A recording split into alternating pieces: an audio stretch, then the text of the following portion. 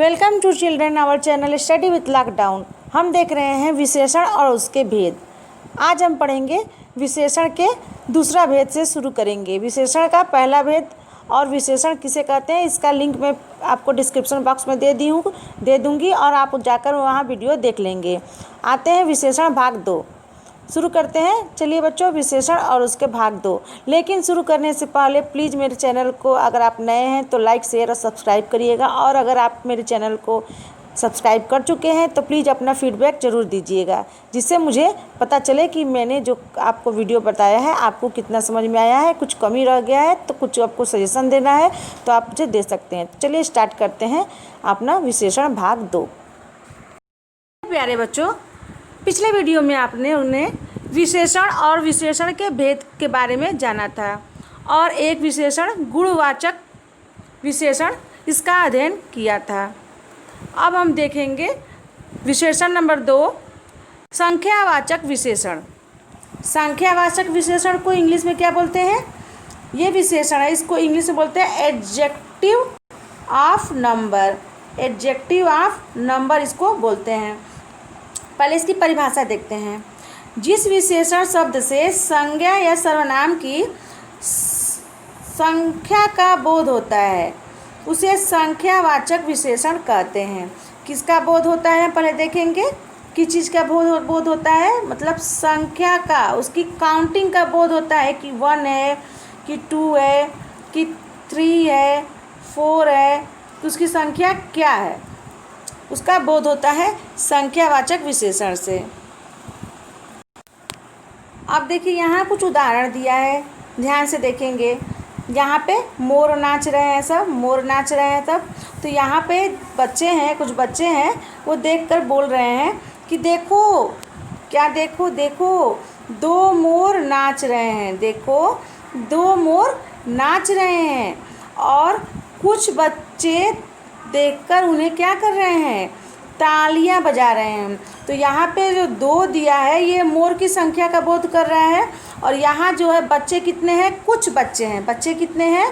तो कुछ बच्चे हैं। बच्चों की संख्या दी नहीं है, लेकिन ये पता चल रहा है कि हाँ कुछ बच्चे हैं, तो ये भी संख्या ही है। और यहाँ 2 मोर है, ये भी क्या है? संख्या ही है। तो संख्या का बोध होगा, वहाँ होगा संख्यावाचक। भले हमको संख्या काउंटिंग न कर पाएँ, संख्यावाचक में हम संख्या की क्या करेंगे? काउंटिंग कर भी सकते हैं और नहीं भी कर सकते हैं। तो अब देखिए क्या है कि इस बातचीत में 2 और कुछ शब्द जो है वो क्या बता रहे हैं? वो संज्ञा की क्या बता रहे हैं? संख्या बता रहे हैं कि कुछ है मोर, और यहाँ पर है कि 2 मोर है, यहाँ पर कुछ बच्चे हैं। तो ये क्या हो गया? संख्यावाचक विशेषण हो गया। यहाँ एक और उदाहरण हम देखेंगे कि मेज पर 3 केले रखे हैं। मेज पर क्या रखे हैं? 3 केले रखे हैं। यहाँ देखिए बच्चों, यहाँ मेज है, मेज पर कितने केले हैं? 3 केले हैं। मेज पर कितने केले हैं? 3 केले हैं। और पेड़ पर 2 पक्षी बैठे हैं। पेड़ पर कितने पक्षी बैठे हैं? 2 पक्षी बैठ रहे हैं। ये संख्या बता रहा है। और यहाँ दिया है कि बाग में कुछ फूल खिले हैं। अब हम तो काउंटिंग कर नहीं रहे हैं, हम झटका में हम गए हैं घूमने, तो हम देख रहे हैं कि कुछ फूल खिले हैं। तो यहाँ पे जो कुछ है ये भी फूलों की संख्या ही बता रहा है, भले हम काउंटिंग नहीं कर पाए।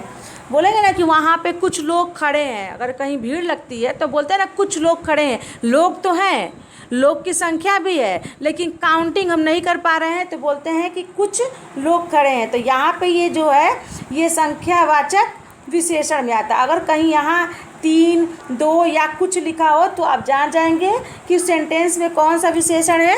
उस सेंटेंस में है संख्यावाचक विशेषण। बच्चों, अब देखेंगे हम संख्यावाचक विशेषण के भेद। संख्यावाचक विशेषण के भी भेद होते हैं। तो संख्यावाचक विशेषण के 2 भेद होते हैं। कितने भेद होते हैं इसके? 2 भेद होते हैं। कौन कौन से? कि निश्चित संख्यावाचक विशेषण। क्या है? निश्चित संख्या और अनिश्चित संख्यावाचक विशेषण। विशेषण के भेद 2 होते हैं, निश्चित संख्यावाचक विशेषण और अनिश्चित संख्यावाचक विशेषण।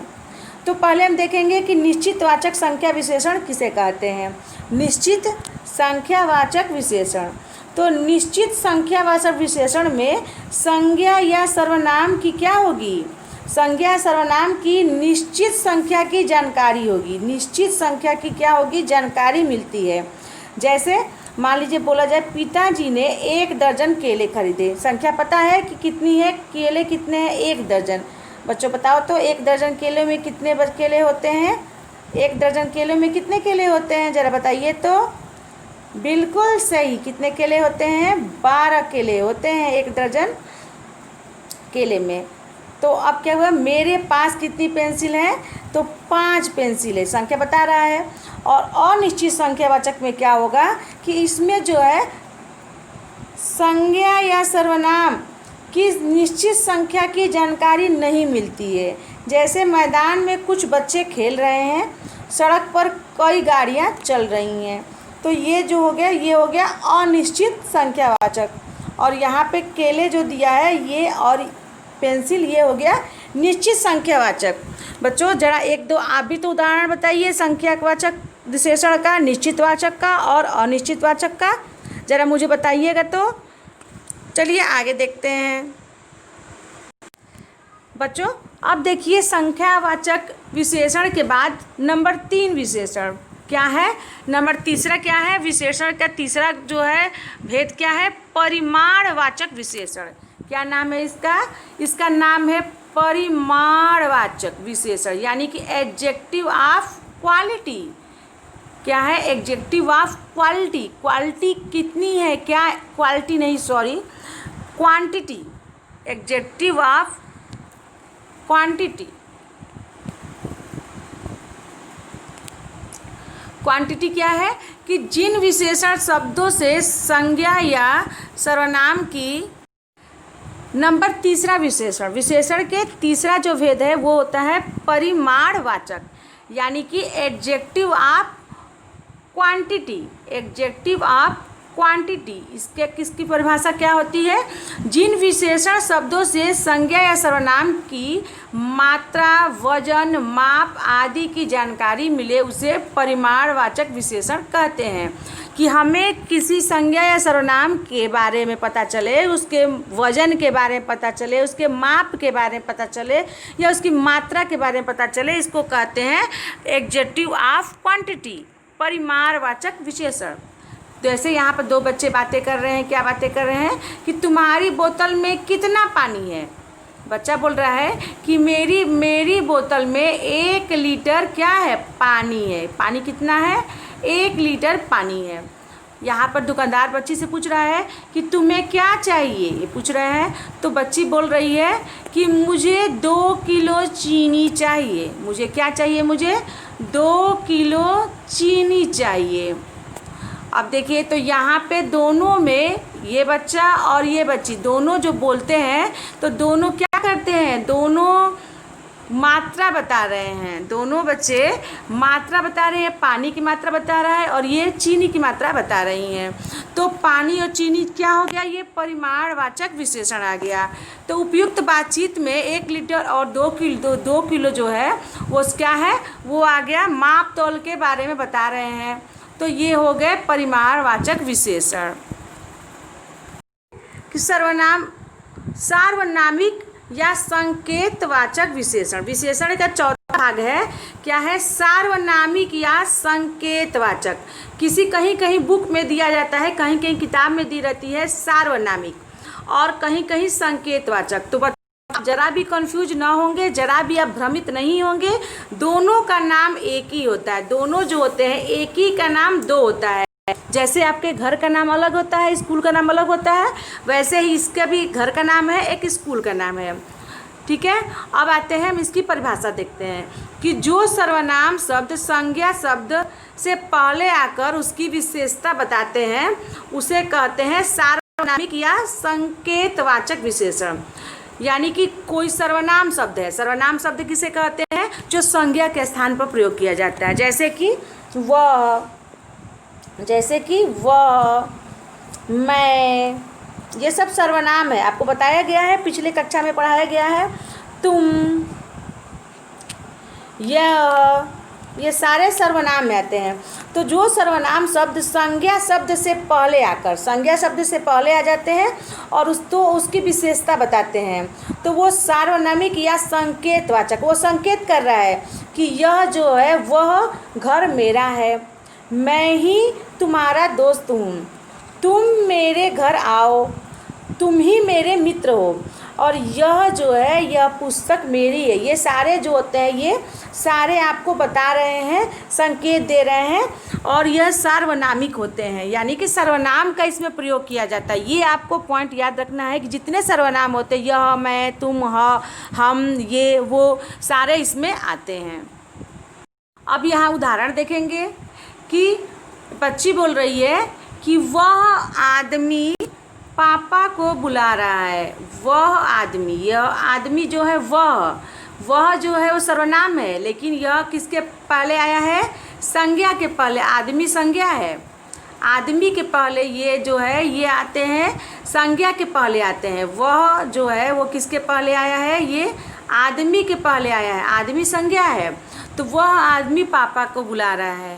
या यह घर जो है संज्ञा है, उसके आगे लगा है यह, तो यह घर करीना का है। तो यहाँ पे वह और यहाँ पे यह दोनों कौन सा विशेषण है?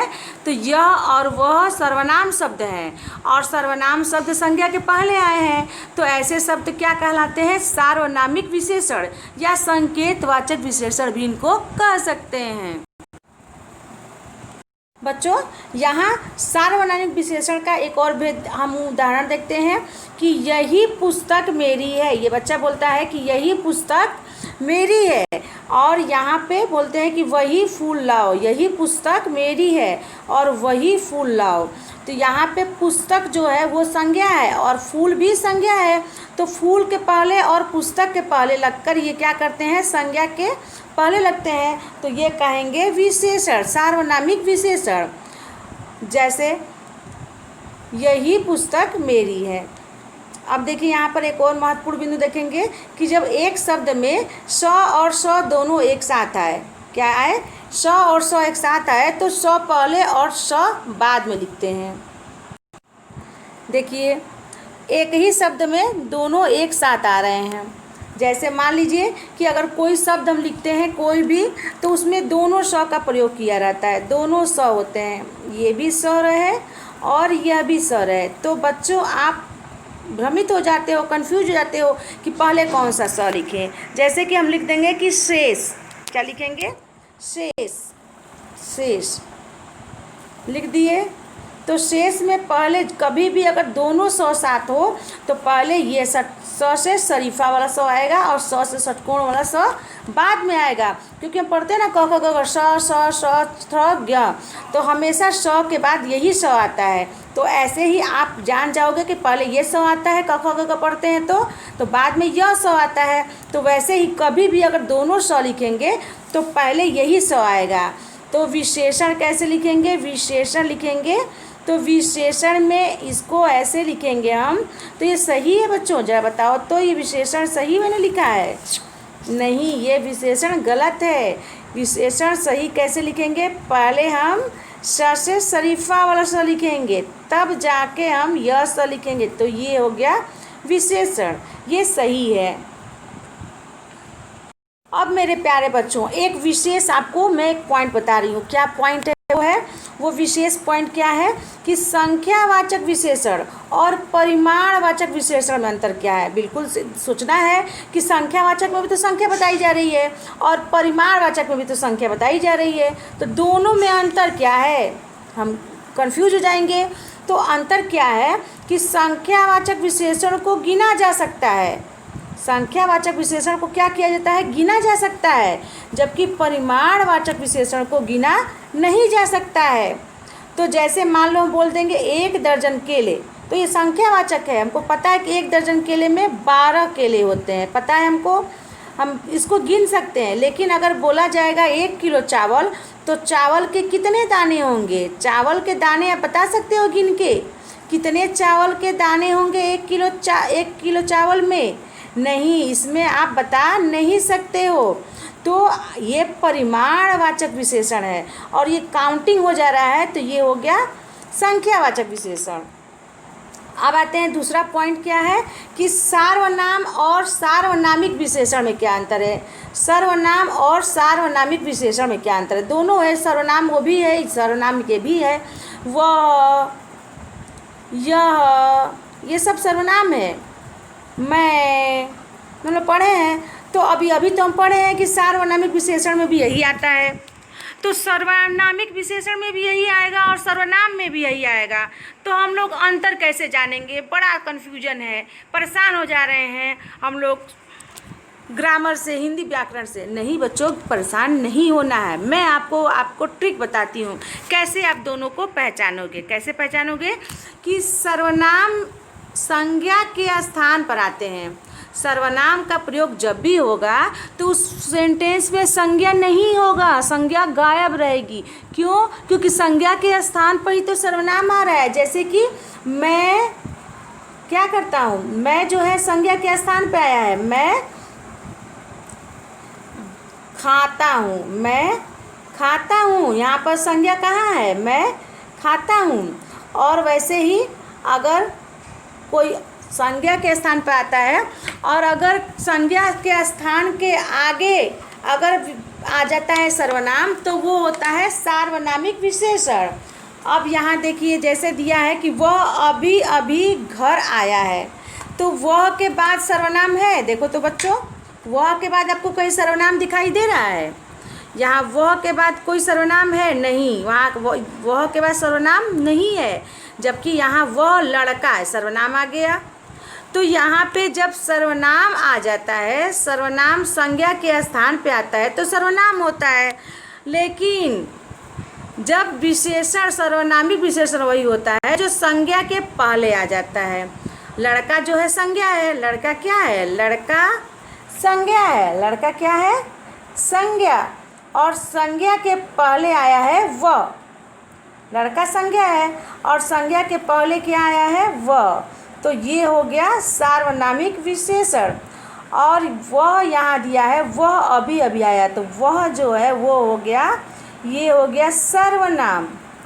यह वह मतलब ये हो गया सर्वनाम, और यह वह मतलब ये हो गया सार्वनामिक विशेषण। ये है विशेषण। बच्चों आपको समझ में आया? आपको, हमको आशा है कि आपको कन्फ्यूजन सारा दूर हो गया होगा आपका। मेरे प्यारे बच्चों, अब ध्यान देने योग्य कुछ बातें मैं आपको बता रही हूँ।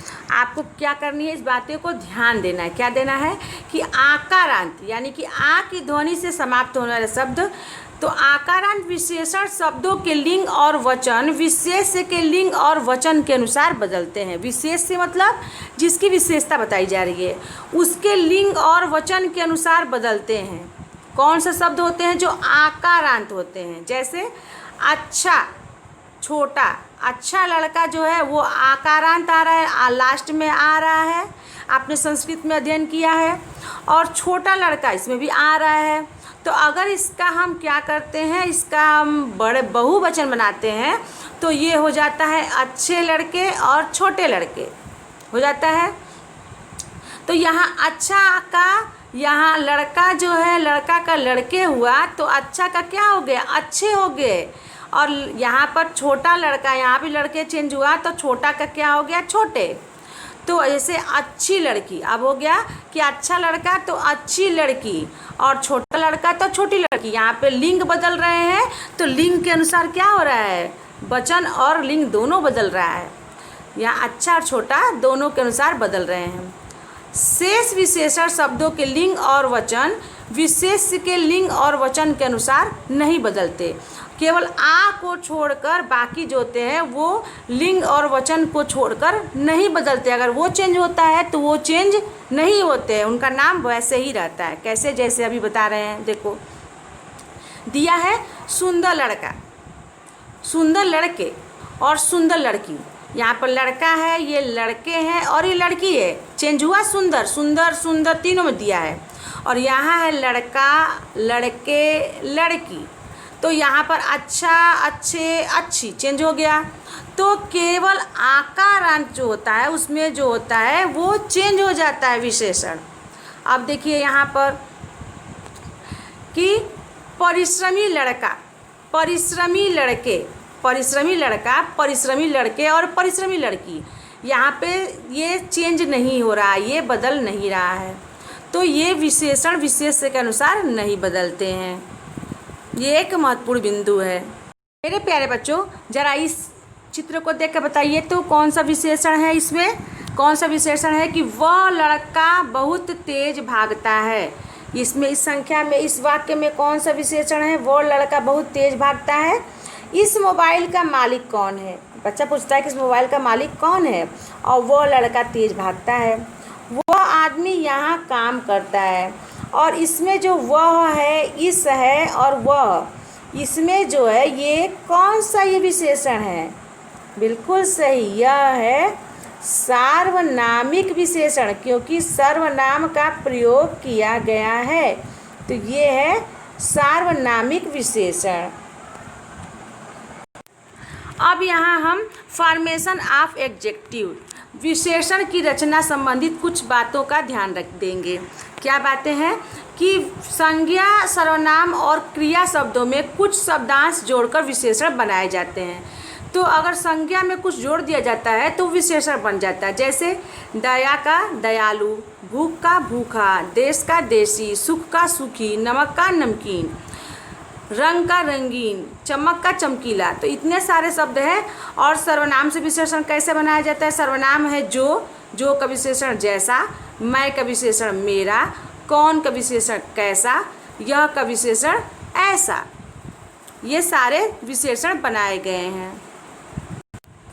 क्रिया से विशेषण कैसे बनता है, जैसे देखना, क्रिया क्या है, देखना, तो देखना का विशेषण होगा दिखावटी, देखना का क्या होगा, दिखावटी।